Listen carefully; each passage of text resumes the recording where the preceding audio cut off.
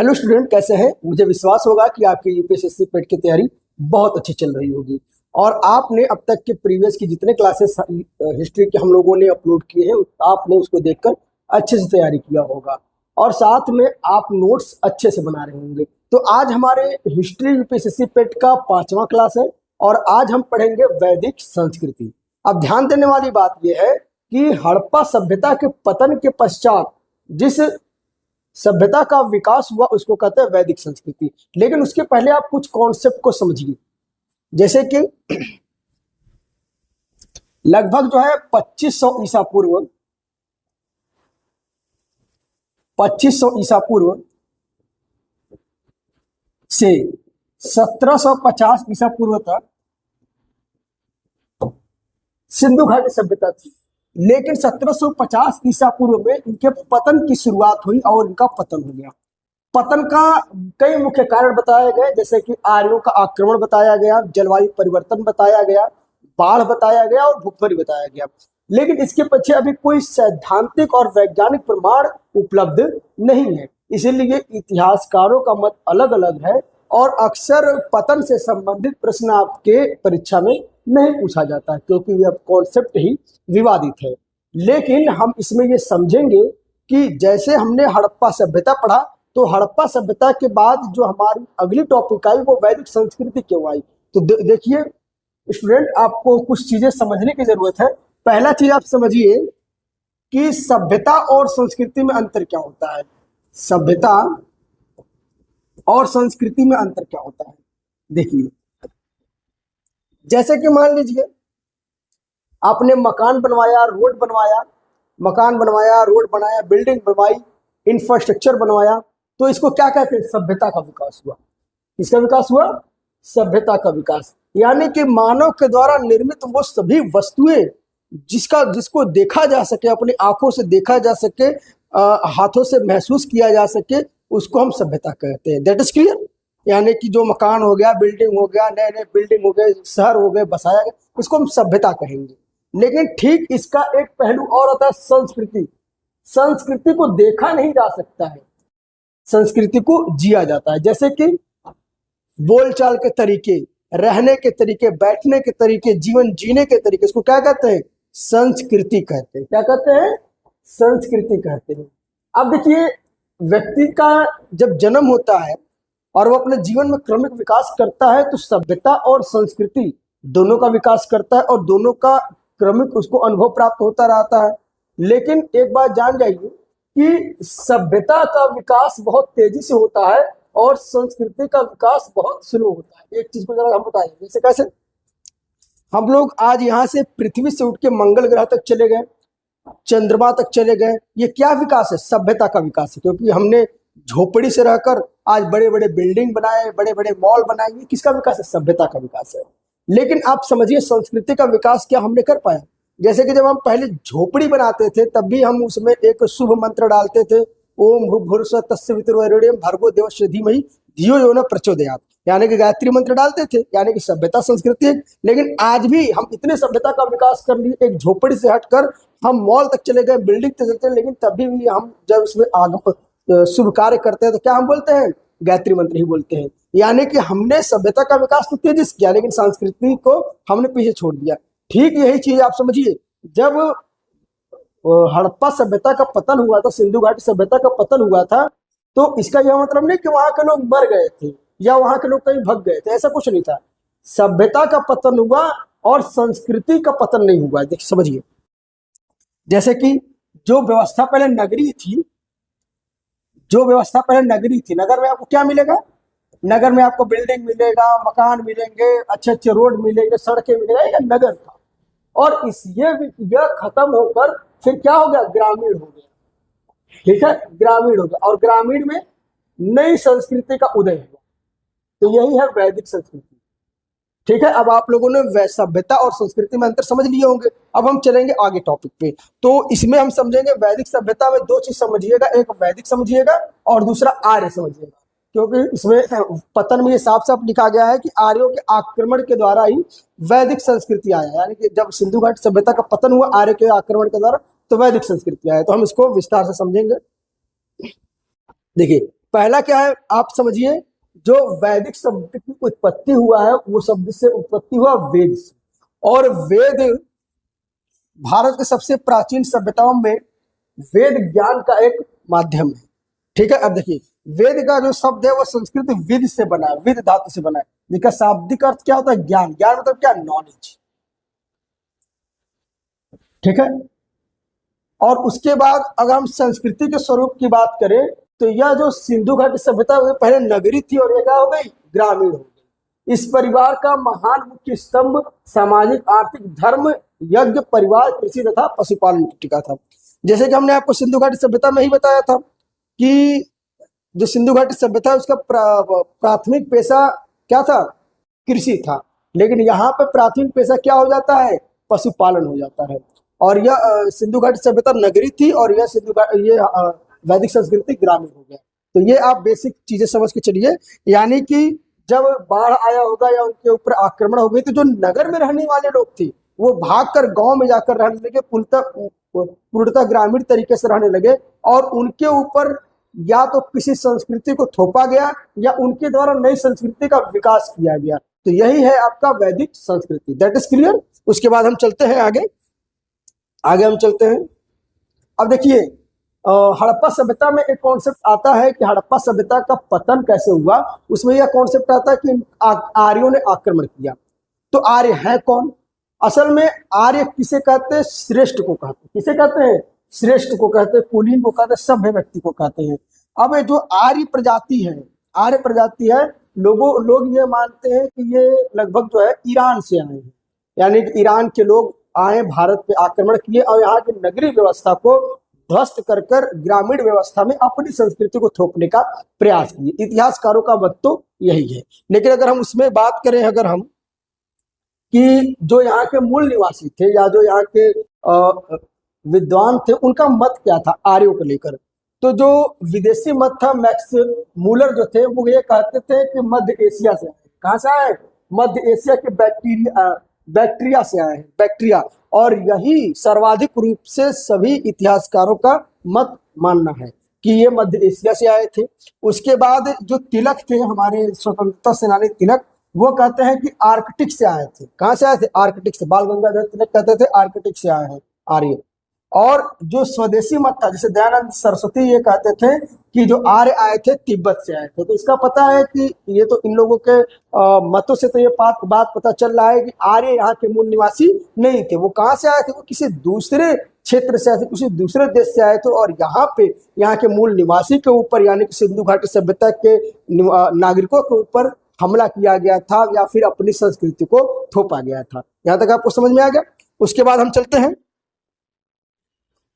चलते हैं देखिए कालखंड के बारे में हम चर्चा कर लेते हैं। जैसे कि हमने आपको पहले ही बता दिया था कि जो वैदिक काल है, यानी कि वैदिक काल है, ये टोटल कहाँ से चलता है? टोटल 1500 ईसा पूर्व से लगभग 600 ईसा पूर्व तक हमारा वैदिक काल है। और इसमें भी ये एक होता है ऋग वैदिक काल और दूसरा होता है वैदिक काल, और सॉरी उत्तर वैदिक काल। तो इस तरीकों को हम समझेंगे तो देखेंगे हम कि 1500 ईसा पूर्व में लगभग ऋग वैदिक काल का प्रारंभ होता है। कब होता है? 1500 ईसा पूर्व में। और यहीं पे सप्त सिंधु प्रदेश यानी कि जो कबीले के रूप में लोग बसना स्टार्ट करते हैं। ठीक है, जो ग्रामीण लोग थे कबीले के रूप में बसना स्टार्ट करते हैं। उसके बाद हम देखते हैं 1200 ईसा पूर्व में। 1200 ईसा पूर्व में जो वेद का होता है संकलन होता है। देखिए ध्यान देने वाली बात है कि वेद की रचना किसी पुरुष या मानव ने नहीं किया है। वेद ये माना जाता है कि ये दैवी ज्ञान है, यानी कि देवों के द्वारा प्रदान किया गया ज्ञान है। इसका संकलन किया गया है। ठीक है, संकलन किया गया है, जिसको लिखा नहीं गया। तो कभी कभी आपसे प्रश्न ये पूछ लेता है कि वेदों के रचयिता कौन? तो ध्यान देने वाली बात, अगर वेदों के रचयिता पूछा है तो वो या तो प्रश्न विवादित है या प्रश्न को वो उलझा रहा है। वेदों का रचना नहीं किया गया, वेदों को संकलित किया गया है। ये आप नोट डाउन करके चलेंगे। उसके बाद देखेंगे 1000 ईसा पूर्व में लोहे की खोज होती है। देखिए हमने आपको बताया था कि सिंधु घाटी सभ्यता में लोहे की खोज नहीं हुआ था, लेकिन वैदिक संस्कृति में 1000 ईसा पूर्व के समय उस समय लगभग लोहे की खोज हुआ था। और जो लोहा था उसको क्या कहा जाता था? श्याम अयस, श्याम अयस। उसके बाद 600 ईसा पूर्व में, 600 ईसा पूर्व में उत्तर वैदिक काल में लगभग जब चल रहा था, तो इसकी उत्तर वैदिक काल में जो जटिलताएं आ गई थी, वेदों ज्ञान में जटिलताएं आ गई थी, पूजा कर्मकांड में जटिलताएं आ गई थी, दार्शनिक चरमोत्कर्ष पे थे, और उसी समय नए नए धर्मों के उदय का प्रमाण भी मिलता है, जैसे कि जैन धर्म, बौद्ध धर्म। तो ये सारी चीजें आपको हमने बता दिया। उसके बाद हम चलेंगे अगले स्लाइड पे। अगला स्लाइड क्या है? अब हमको पढ़ना है ऋग वैदिक काल। हमने आपको पहले ही बताया था कि जो वैदिक संस्कृति है वो दो पार्ट में डिवाइड है, ऋग वैदिक काल में है और उत्तर वैदिक काल में। तो आज हम पढ़ेंगे ऋग वैदिक काल। आप इसका टाइम पीरियड नोट कर लेंगे कि ऋग वैदिक काल का टाइम पीरियड 1500 ईसा पूर्व से 1000 ईसा पूर्व। ठीक है, उसके बाद हम चलते हैं। अब देखिए, अब उस समय सप्त सैंधव प्रदेश की बातें की जाती है। सप्त सैंधव प्रदेश या तो सप्त सिंधु प्रदेश, या इसको कहते हैं 7 नदियों का प्रदेश, ये भी कहा जाता है। तो यह जानकारी लेना बहुत जरूरी है कि जिन 7 नदियों का चर्चा वैदिक संस्कृति में किया गया, वर्तमान में उसका नाम और स्थिति क्या है। अक्सर प्रश्न में ये आपसे पूछ लेता है कि रावी नदी को वैदिक संस्कृति के दौरान क्या कहा जाता था। तो ये प्रश्न आपसे अक्सर एग्जाम में पूछ लेता है, तो हम उस पर भी चर्चा करेंगे और यह जानेंगे कि कौन सी एग्जाम में इसकी प्राथमिकता ज्यादा है। ठीक है, उसके बाद ये देखिए, सिंधु जो नदी थी ऋग वैदिक काल में, सिंधु नदी है, इसको आज वर्तमान में इंडस कहते हैं। ठीक है, और ये सबसे ज्यादा उल्लेखित है क्योंकि इसी के आधार पर भौगोलिक विस्तार हुआ है। ज्यादातर जो जो आपको मिलेगा वैदिक संस्कृति, वहां पर किसका है? सिंधु नदी। उसके बाद एक नदी है परुष्णी, परुष्णी नदी है। परुष्णी नदी को वर्तमान में रावी नदी कहते हैं। ठीक है, और इसी नदी के किनारे, यानी कि रावी नदी परुष्णी नदी के किनारे ही दशराग युद्ध हुआ था। दशराग युद्ध हुआ था, यह हम आगे आपको बताएंगे कि दशराग युद्ध क्या था। उसके बाद हम बात करेंगे सरस्वती। सरस्वती नदी जो है, इसको देवी तमा भी कहा जाता था, देवी तमा भी कहा जाता था, नदी तमा भी कहा जाता था। वर्तमान में इसको घग्गर या हकरा कहते हैं। और ये ऋग्वेद में सबसे पवित्र नदी मानी जाती है। जैसे कि वर्तमान में गंगा को हम सबसे पवित्र नदी मानते हैं, लेकिन वैदिक संस्कृति के दौरान गंगा कोई पवित्र नदी नहीं थी, ये सामान्य नदियों की तरह थी। उस समय सबसे ज्यादा पवित्र नदी कोई थी तो वो थी सरस्वती नदी। ठीक है, ये समझ में, ये प्रश्न कभी कभी आपसे पूछ लेता है कि वैदिक संस्कृति के समय, वैदिक संस्कृति, वैदिक सभ्यता के समय कौन सी नदी सबसे पवित्र थी? गंगा दे देगा, यमुना दे देगा, सरस्वती दे देगा, रावी दे देगा। तो अधिकतर बच्चे क्या करेंगे? गंगा नदी को क्लिक करके आ जाएंगे, क्योंकि उनका मानना है कि गंगा नदी तो भाई पता नहीं कितने वर्षों से प्रयोग में हो रहा है। तो ये आपको प्रश्न और उत्तर जानने की आवश्यकता है, ये इंपॉर्टेंट है क्योंकि यही से प्रश्न ज्यादा उलझाने वाला पूछता है। ठीक, उसके बाद चलते, सबसे ये पवित्र नदी है और इसको ऋग्वेद में नदी तमा कहा जाता था, यानी कि नदियों में उत्तम नदी तमा कहा जाता था, देवी तमा कहा जाता था। ठीक, उसके बाद एक आता है वितस्ता। वितस्ता को झेलम कहा जाता है। क्या कहा जाता है? झेलम कहा जाता है। अस्किनी, अस्किनी को चिनाब कहा जाता है। और ये आर्यों के विस्तार मार्ग की महत्वपूर्ण पश्चिमोत्तर नदियां हैं। ठीक है, उसके बाद सतुद्रिक को सतलज कहा जाता है और विपाशा को व्यास कहा जाता है। और ये सप्त सिंधु क्षेत्र की पूर्वी सीमा का निर्धारण करने वाली नदियां हैं। तो ये आप लोगों ने नदियों के बारे में समझ लिया। यहाँ पे आप लोग ऋग्वैदिक की नदियां लिख लीजिए और यहाँ पे आधुनिक नाम लिख लीजिए। ये नोट्स में आप बना लीजिए, ये यूपीएससी पेट के एग्जाम में बहुत इंपॉर्टेंट है और यहाँ से प्रश्न जरूर बनते हैं। ठीक है, उसके बाद हम चलते हैं आगे। आगे देखिए, अगर हम राजनीतिक संरचना की बात करें, प्रशासनिक संरचना की बात करें ऋग्वैदिक काल की, तो ऋग्वैदिक काल में प्रशासनिक संरचना क्या था कि परिवार की जो समाज की इकाई थी, समाज की जो इकाई थी वो क्या था? वो समाज की इकाई थी कुल। कुल मतलब क्या? कुल मतलब परिवार। ठीक, कुल मतलब क्या? परिवार। और परिवार का जो मुखिया होता था उसको कहते थे कुलपति। कुलपति। अब देखिए, कई परिवार मिलकर क्या बनाते थे? ग्राम बनाते थे। क्या बनाते थे? ग्राम। और ग्राम के मुखिया क्या कहते थे? ग्रामणी। ग्रामणी। ठीक, अब कई बड़े ग्रामों को मिलाकर क्या बनता था? विस। क्या बनता था? विस। विस के मुखिया को क्या कहते थे? विस्पति। क्या कहते थे? विस्पति। और कई विषयों को मिलकर बनता था जन। क्या बनता था? जन, जिसको अभी वर्तमान में हम जनपद कहते हैं। ये कई विस्पति, ये कई विष को मिलाकर जन बनता था। ठीक है, और जन बनता था। जन को एक तरीके से कबीला कहते हैं, कबीला, यानी कि एक कबीले में कई गांव होते थे। ठीक है, जन। और जन को, कई जन को मिलकर बनता था राष्ट्र। क्या बनता था? राष्ट्र। अब देखिए, जन के जो मुखिया थे उनको राजा कहा जाता था, और राष्ट्र के जो मुखिया थे उनको कहा जाता था चक्रवर्ती सम्राट। चक्रवर्ती सम्राट कहा जाता था।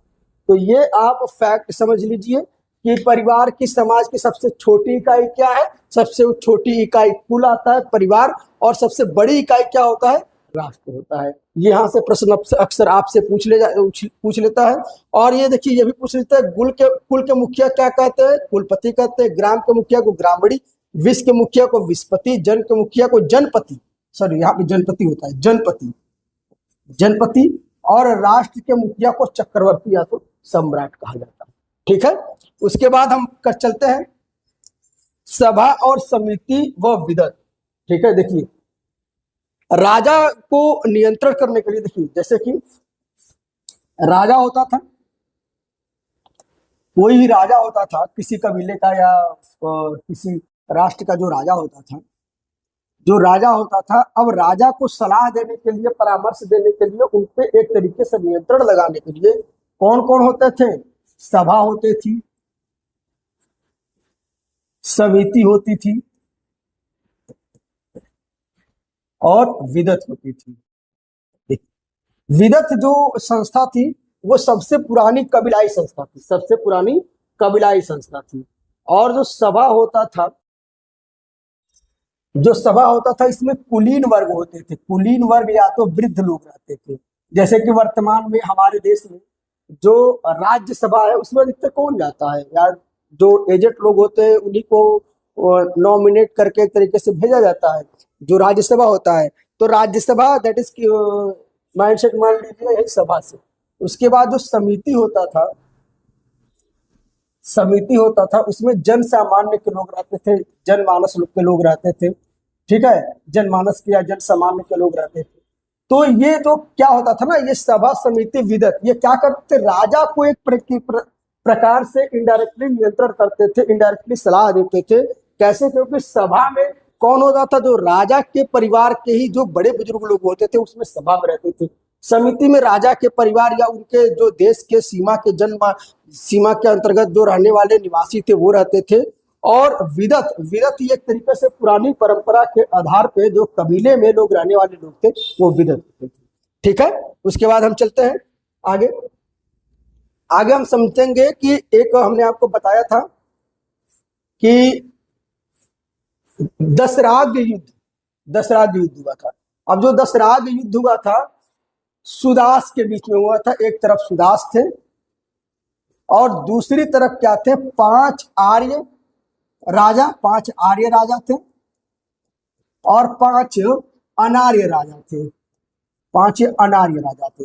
अब देखिए, आर्य कौन थे? आर्य मतलब क्या थे? जो विदेशों से आकर या दूसरे क्षेत्रों से आकर हमारे देश में शासन करने लगे थे, हमारे देश में रहने लगे थे, अपनी संस्कृति को अलग विशेष बता रहे थे, वो आर्य होते थे।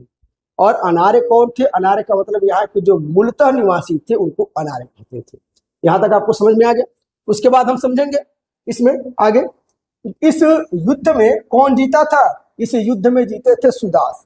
अब अगर आप थोड़ा सा टीवी के शौकीन होंगे तो आप ये देखे होंगे, अक्सर पुराने फिल्मों, पुराने धार्मिक कथाओं में 2 लोग आपको देखने को मिलेंगे, एक विश्वामित्र देखने को मिलेगा और एक वशिष्ठ देखने को मिलेंगे।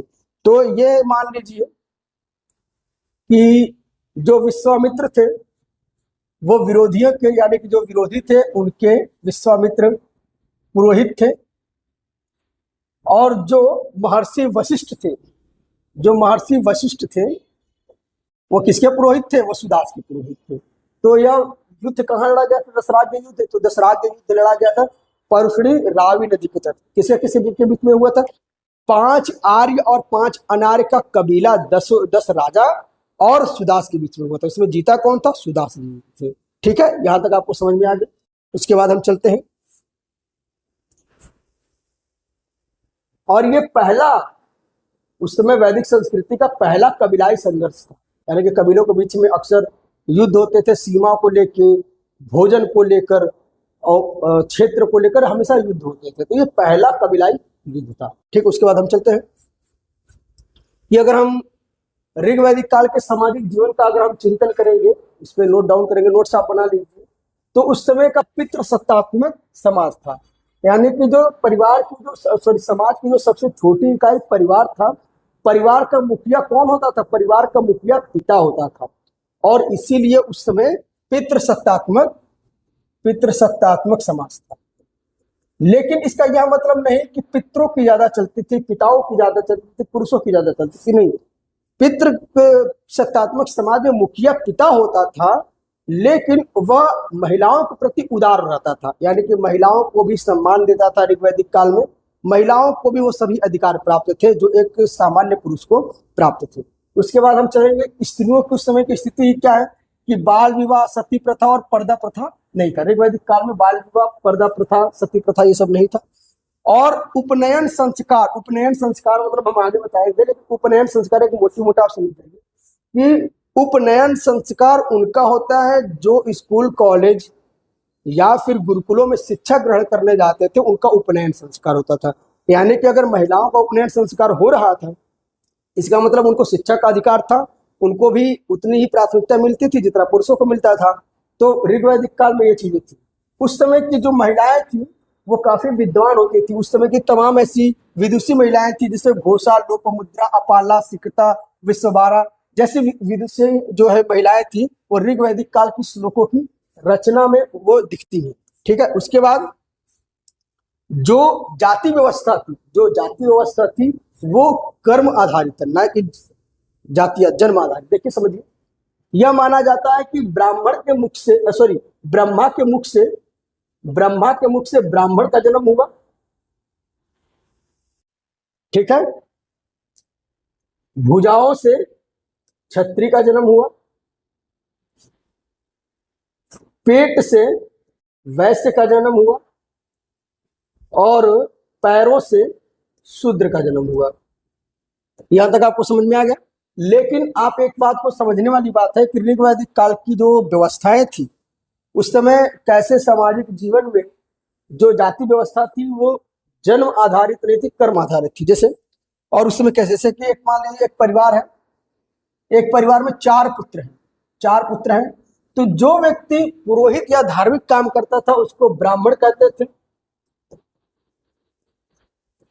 जो व्यक्ति सेना में काम करता था उसको क्षत्रिय कहते थे, जो व्यक्ति व्यापार करता था उसको वैश्य कहते थे, और जो व्यक्ति कुछ नहीं करता था, जो सिर्फ इन तीनों की सेवा करता था, उनको शूद्र कहते थे। अब ध्यान देने वाली बात है कि अगर एक परिवार में चार लोग हैं और चारों लोगों को उनके कर्म के आधार पर पहचान किया जा रहा है, तो परिवार में अगर माता है या पिता है तो सबको समान रोटी देंगे कि नहीं देंगे, समान लोगों को सम्मान मिलेगा कि नहीं मिलेगा। तो उस समय ऋग्वैदिक काल में जो जाति व्यवस्था थी, जो वर्ण व्यवस्था था, वो कर्म आधारित था, ना कि जन्म आधारित था।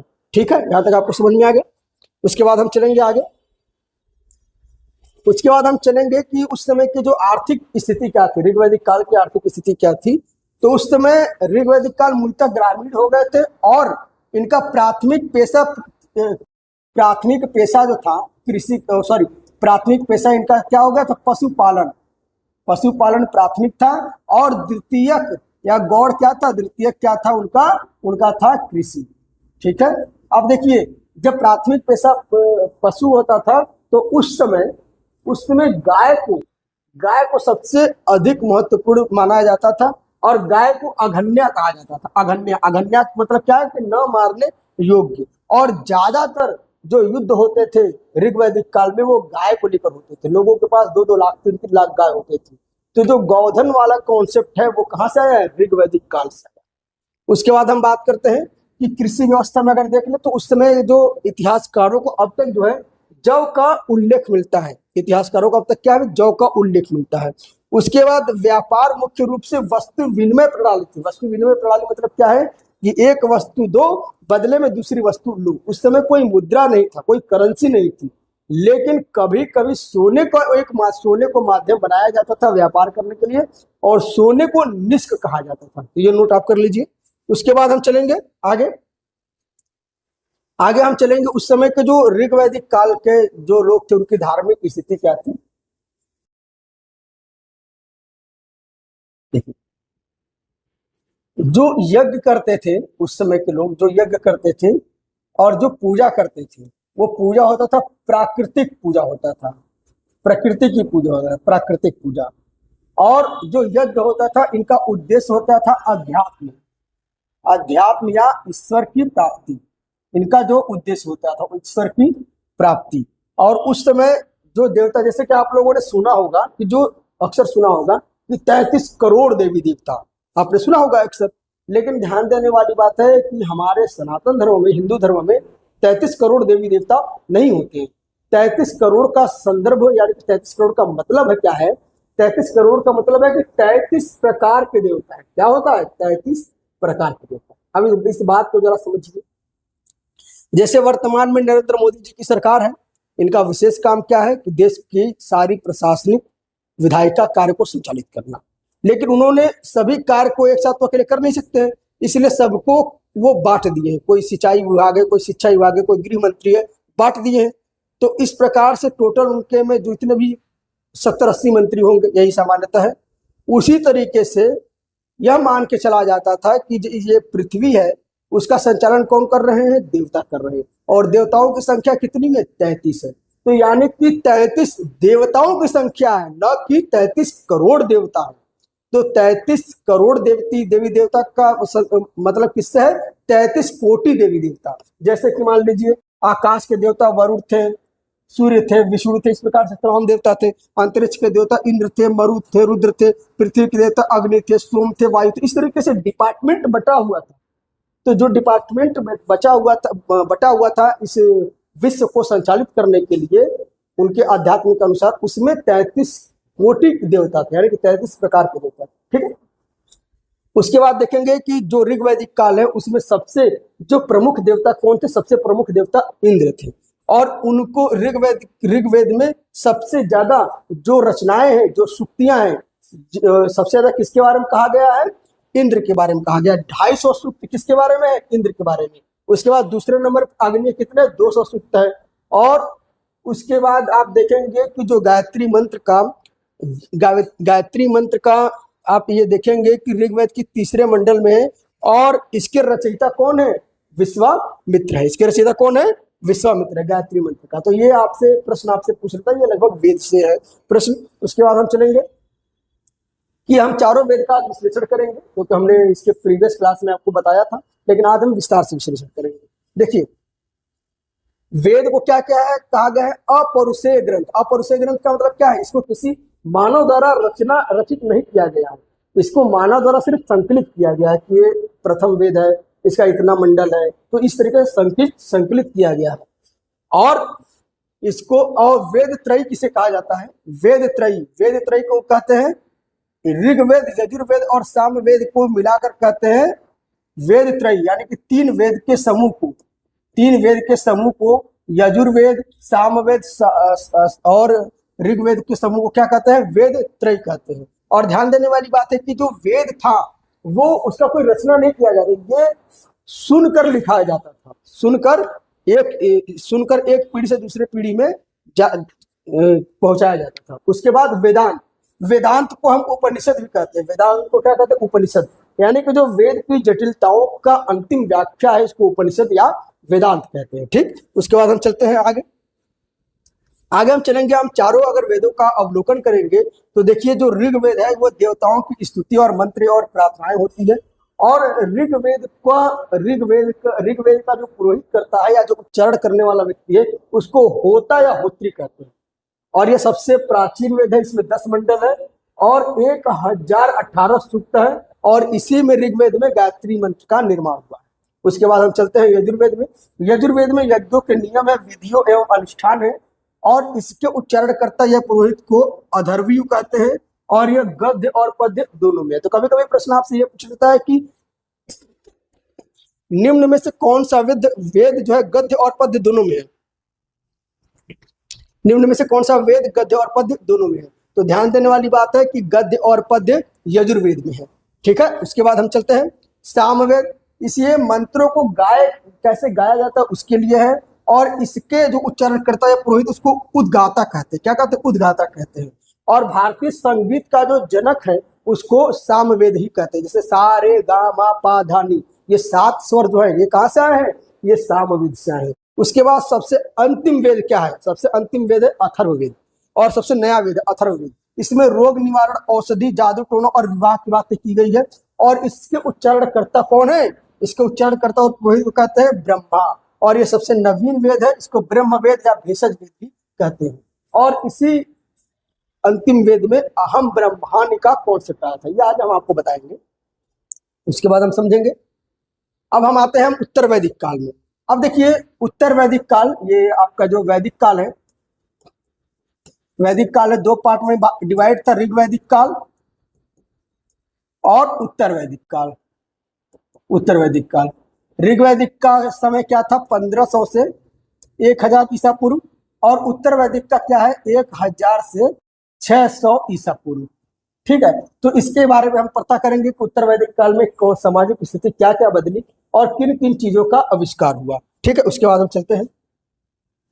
अगर इस समय के हम उत्तर वैदिक काल में अगर हम सामाजिक चिंतन करेंगे तो उत्तर वैदिक काल में जो है लोहे की खोज हो गई थी। पहली चीज हमने आपको पहले बताया था कि 1000 ईसा पूर्व में श्याम अयस्क की खोज हो गई थी। तो उत्तर प्रदेश के अतरंजी खेड़ा, आप इसको नोट डाउन कर लीजिए। अतरंजी खेड़ा से के आसपास से लोहे की, जो जिसे श्याम अयस्क कहते हैं या कृष्ण अवस्क कहा जाता है, इसके साक्ष्य प्राप्त हुए हैं। उसके बाद इससे जब लोहा की जब आविष्कार हुआ तो लोहे के आविष्कार से क्या बना? लोहे के आविष्कार से क्या बनता? कुल्हाड़ी बनेगा, कुदाल बनेगा, तलवार बनेगा। यानी कि जब कुल्हाड़ी बनेगा तो जंगलों को काट कर क्षेत्र का विस्तार किया जाएगा, सीमा का विस्तार किया जाएगा। और जब कुल्हाड़ी शब्द तलवार बनेगा तो युद्ध लड़ा जाएगा। तो आपको पहले पता हमने बता दिया कि जब लोहे का आविष्कार होता है तो क्या होगा? युद्ध भी लड़ा जाएगा। तो उसके बाद राजनीति, सत्ता एवं जनपदों का उदय। अब देखिए जो कबीले थे वो बड़े बड़े राज्यों में बन गए। अब राज्य, जो छोटे छोटे कबीले थे वो मिलकर बड़े राज्य बनाने लगे, और राज्यों में सीमा संघर्ष होने लगा, क्षेत्र संघर्ष होने लगा। ठीक है, और इन्हीं बड़े राज्यों से में लिया गया जनपद कहा गया, बड़े बड़े राज्यों को जनपद कहा गया। जो आगे चल के आपको जब हम 16 महाजनपद पढ़ाएंगे तो उसमें हम बताएंगे कैसे कौन से कुरु थे, पंचाल थे, कौशल थे। ये सारी चीजें हम आके आपको अगली क्लास में पढ़ाएंगे। अब देखो, अब राजा की शक्ति अत्यधिक वृद्धि हो गया। पहले राजा को नियंत्रण करने वाले कौन थे? सभा था, समिति था और विदत था। ये 3 चीजें थी जो राजा को नियंत्रित करती थी, सलाह देती। लेकिन अब जो है राजा के पास क्या है? तलवार आ गई। जब तलवार आ जाएगा तो युद्ध लड़ेगा। जब जंगल काट के कृषि बनाएगा तो उसके पास जो भंडारण होगा वो बढ़ जाएगा, सरप्लस हो जाएगा। तो जब राजा के पास पैसा आ जाएगा तो राजा स्थायी सेना रखने लगेगा, और जब राजा स्थायी सेना रखेगा तब वो किसी के नियंत्रण में काम नहीं करेगा। तो इसीलिए उत्तर वैदिक काल में सभा और समिति का जो प्रभाव था वो राजा के ऊपर से कम हुआ और राजा की शक्ति का विस्तार हुआ। ठीक है, उसके बाद हम चलेंगे आगे चलेंगे। अब देखिए उस समय के कुछ प्रशासनिक शब्दावलियां हैं जिसको अक्सर पेपर में पूछ लेता है। तो जो पुरोहित होता है, पुरोहित किसे कहते हैं? जो राजा के मुख्य धार्मिक सलाहकार होता था या धार्मिक कर्मकांड करवाता था उसको पुरोहित करते थे, और इनको अपने नवरत्नों में शामिल किया जाता था। उसके बाद होता था सेनानी को सेना का अध्यक्ष या सेना का प्रमुख माना जाता था। यह युद्ध में सुरक्षा की नीतियों और युद्ध नीतियों पे विचार विमर्श करता था या कार्य करता था। उसके बाद आता था भागदूत कहते थे टैक्स वसूलने वाला अधिकारी है, रेवेन्यू कलेक्ट करने वाला अधिकारी। और ये उत्तर वैदिक काल में नियमित व्यवस्था का शुरुआत की साक्ष्य मिलता है। उसके बाद आता है संग्रहित मतलब क्या? तो राजकीय कोष का अध्यक्ष होता है, यानी कि जो राजाओं का खजाना होता था उसका अध्यक्ष कौन होता था? उसका अध्यक्ष होता था संग्रहित। और यह आर्थिक स्थिरता एवं धन संचय का प्रभारी होता था, यानी कि खजाने में जो धन है वो बराबर बढ़ रहा है कि नहीं बढ़ रहा है इसका वो प्रभारी होता था। उसके बाद हम चलते हैं ग्रामीणी ग्राम का प्रशासनिक और सैनिक प्रमुख होता था, और इसका काम क्या होता था? जमीनी स्तर पे कूटनीति बनाना, जमीनी स्तर पर ग्रामीणों के बीच में प्रभाव स्थापित करना, ये इनका काम होता था। ठीक, उसके बाद हम चलते हैं, अगर हम उत्तर वैदिक काल में देखेंगे कि सामाजिक और धार्मिक राजकीय जो स्थितियां थी वो क्या थी। अब देखिए एक चीज समझ जाइए कि ऋग्वैदिक काल में हमने आपको क्या बताया था कि ईश्वर की प्राप्ति और अध्यात्म, लेकिन उत्तर वैदिक काल में यज्ञ का मुख्य उद्देश्य क्या होता था? पुत्र की प्राप्ति और शक्ति की प्राप्ति, पुत्र की प्राप्ति और शक्ति की प्राप्ति, इनका मुख्य उद्देश्य होता है उत्तर वैदिक काल में। देखिए अब उस समय की जो उत्तर वैदिक काल में सामाजिक जो वर्ण व्यवस्था थी, वो कर्म आधारित न होकर जन्म आधारित हो गया। यानी कि ब्राह्मण का बेटा ब्राह्मण बनेगा। जैसे पहले क्या होता था, पहले उत्तर ऋग्वैदिक काल में क्या होता था कि एक परिवार में ब्राह्मण भी है, क्षत्रिय भी है, वैश्य भी है, शूद्र भी है। और जब उनका पीढ़ी आगे बढ़ेगा तो जो बच्चा जो योग्यता के साथ जन्म लेगा वो आगे उस वंश में जाएगा। यानी कि अगर ब्राह्मण का बेटा अगर कुछ कर नहीं पा रहा है, वो सिर्फ सेवा करेगा, नौकरी करेगा, तो वो क्या हो जाएगा? वो एक शूद्र बन जाएगा। लेकिन जब उत्तर वैदिक काल आया तो इसी व्यवस्था को बदल दिया गया। उत्तर वैदिक काल में कर्म को ना मानकर जन्म को बना दिया गया, यानी कि जन्म के आधार पर वर्ण व्यवस्था स्थापित किया गया। तो उत्तर वैदिक काल में ये बना। उसके बाद महिलाओं की स्थिति में गिरावट आया। उस समय सभा समिति में इनको प्रतिनिधित्व नहीं मिला। साथ में उस समय बाल विवाह की शुरुआत हो गया, शिक्षा उनका उपनयन संस्कार बंद कर दिया गया। अगर उपनयन संस्कार बंद हो गया तो स्वाभाविक है कि शिक्षा का पतन होना है। उसके बाद विदुषियां इसमें कम मिलने लगी और उस समय सती प्रथा की शुरुआत होने लगी। तो ये उत्तर वैदिक काल में कुछ सामाजिक स्तर पे बदलाव आए थे। उसके बाद अगर हम देखेंगे तो उस समय के राजा महाराजा यज्ञ करवाते थे। क्या करवाते थे? पहला करवाते थे अश्वमेध यज्ञ, ये राम जी भी करवाए थे अश्वमेध यज्ञ। अश्वमेध यज्ञ साम्राज्य विस्तार एवं संप्रभुता घोषित, यानी कि जब कोई सम्राट होता था तो वह अपने साम्राज्य का विस्तार करता था। घोड़ा एक छोड़ते थे, घोड़ा जहां तक जाएगा अगर उसका कोई विरोध नहीं करने वाला, कोई पकड़ने वाला नहीं है, तो वहां तक वो क्षेत्र किसका होता था? उस सम्राट का होता था। इसको कहते हैं अश्वमेध यज्ञ। फिर होता है राजसूय यज्ञ। राजसूय यज्ञ कब होता था? जब राज्याभिषेक होता था, किसी राजा का राज्याभिषेक होता था और यह माना जाता था कि देवों का अब वरदान है, देवों का को आशीर्वाद मिल रहा है, उसको कहते थे राजसूय यज्ञ। उसके बाद आता है वाजपेयी यज्ञ।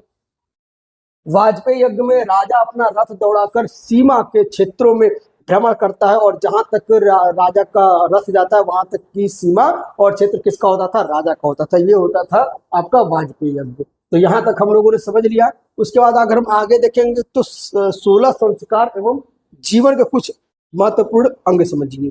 तो उस समय 16 संस्कार हमारे समाज में उपलब्ध थे और 16 संस्कारों में एक चीज आप समझिए, 16 संस्कार आपको याद करने की जरूरत नहीं है। 16 संस्कार में पहला जो संस्कार है वो आपका गर्भाधान है, यानी कि जो जब बच्चा गर्भ में जाता है तो कौन सा प्रथम संस्कार हो जाता है। उसके बाद जो है पुष्पवन संस्कार, सीमोन्त्रियन संस्कार, जातकर्म, नामकरण, निष्क्रमण, अन्नप्राशन, चूड़ाकर्म, कर्ण वेद, विद्यारंभ, उपनयन संस्कार, वेदारंभ, केशांत, समावर्तन, विवाह, अंत्योष्ठी। लेकिन इसमें से आपको सब याद करने की जरूरत नहीं है। आप प्रथम संस्कार गर्भाधान मान लीजिए और 11वां संस्कार उपनयन, यानी कि उपनयन के बाद ही लोग वेद का अध्ययन करते थे। उसके बाद 15वां संस्कार विवाह है और अंतिम जिसको 13 कहते हैं वो आपका है 16वां संस्कार। ठीक है। उसके बाद अगर हम 4 आश्रम की बात करेंगे तो एक जबालोपनिषद है, जबालोपनिषद। अब ये मान के चलते हैं कि किसी मानव की उम्र 100 वर्ष है। अब 100 वर्ष में 25 वर्ष हम मान लेंगे किसके लिए? ब्रह्मचर्य के लिए। ब्रह्मचर्य के लिए 25 वर्ष किसके लिए मानेंगे? गृहस्थ के लिए। 25 वर्ष किसके लिए मानेंगे? आपका वानप्रस्थ के लिए, वानप्रस्थ के लिए। और 25 वर्ष किसके लिए मानते हैं? सन्यास के लिए। तो जो 4 आश्रम की बात की गई वो कौन से उपनिषद में किए गए? जबालोपनिषद में किया गया। ब्रह्मचर्य में एक अनुशासित जीवन व्यक्ति जीता है। गृहस्थ में जो उसके पारिवारिक दायित्व है, जैसे शादी विवाह करना, अपने ऋणों से मुक्ति लेना, वो पारिवारिक जो मुक्ति लेना उसको गृहस्थ जीवन कहते हैं। वानप्रस्थ में क्या होता है कि वन की तरफ प्रस्थान करते हैं गृहस्थ जीवन को त्याग कर, और वनों में जब कुछ दिनों तक 25 वर्षों तक रहते हैं तो उसके बाद संन्यास धारण करते हैं। ये कितना सुंदर सिद्धांत है हमारे समाज का। लेकिन दुर्भाग्य है कि इस समय रील और सोशल मीडिया के अंधी धुन में हम इस सारी चीजों को भूलते जा रहे हैं। उसके बाद हम चलेंगे विवाह के प्रकार देखिए 8 प्रकार के विवाह बताए गए हैं, जिसमें से 8 प्रकार के विवाह में है ब्रह्म विवाह, दैव विवाह, आर्ष विवाह, प्रजापति विवाह। ब्रह्म विवाह, दैव विवाह जैसे कि जिसमें पिता अपनी मर्जी से किसी पुत्री का विवाह किसी पुत्र से किसी दूसरे लड़के से करता है, इसको ब्रह्म विवाह कहते हैं। देव विवाह, यज्ञ के दौरान पुरोहित से विवाह कर देना देव विवाह होता है। तो इस तरीके से जो विवाह बताया जाता है, यानी कि जो जिसमें पिता की सहमति से विवाह होता है, उसको प्रशंसनीय विवाह कहते थे। दूसरी तरफ निंदनीय विवाह कौन सा है? गंधर्व विवाह, जिसमें आजकल लव मैरिज कहते हैं, प्रेम विवाह। लड़की को खरीद कर विवाह करना जिसको असुर विवाह कहते हैं। बलपूर्वक लड़की को किडनैप करके विवाह करना, उसको राक्षस विवाह कहते हैं। और धोखे से किसी को धोखे में रखकर विवाह करना, इसको क्या कहते हैं? पैशाच विवाह। तो विवाह के ये 8 प्रकार है। उसके बाद दार्शनिक चिंतन अगर हम बात करें, क्योंकि उस समय उत्तर वैदिक काल में जो वेद उपनिषद थे, उसमें इतनी दार्शनिक व्याख्या की गई थी कि एक कॉन्सेप्ट जन्म लेकर आया था, अहम ब्रह्मास्मि, यानी कि मैं ही ब्रह्म हूँ।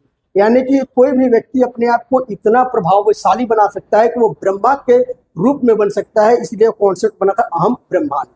ठीक है, उसके बाद हम चलते हैं अगले टॉपिक पे। अगला अब ये देखिए कुछ प्रश्न है जो अक्सर आपके यूपीएससी पेट में पूछता है, लोअर पीसीएस में पूछता है, तो ये देख लीजिए।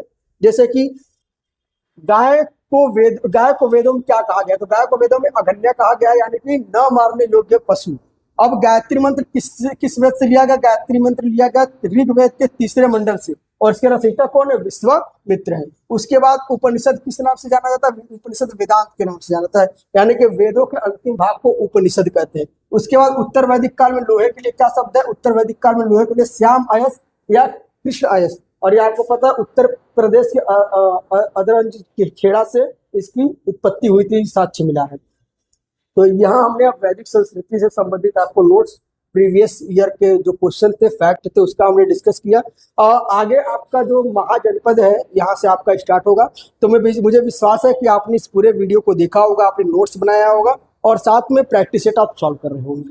तो आपको यह वीडियो कैसा लगा, आपको यह इतिहास की जानकारी कैसे लगी, कमेंट में अपनी राय जरूर दें। साथ ही अनाउंसमेंट है, यदि किसी बच्चे को एडमिशन लेना है हमारे कोचिंग में, तो ज्वाइन कर सकता है दीप जीएस फाउंडेशन, मोहल्ला सीताराम, गौरशंकर घाट, आजमगढ़। कॉन्टेक्ट कर सकता है 9616401222। और डिस्क्रिप्शन में, हमारी इस वीडियो के डिस्क्रिप्शन में पूरा डिटेल आपको मिलेगा। तो थैंक यू वेरी मच।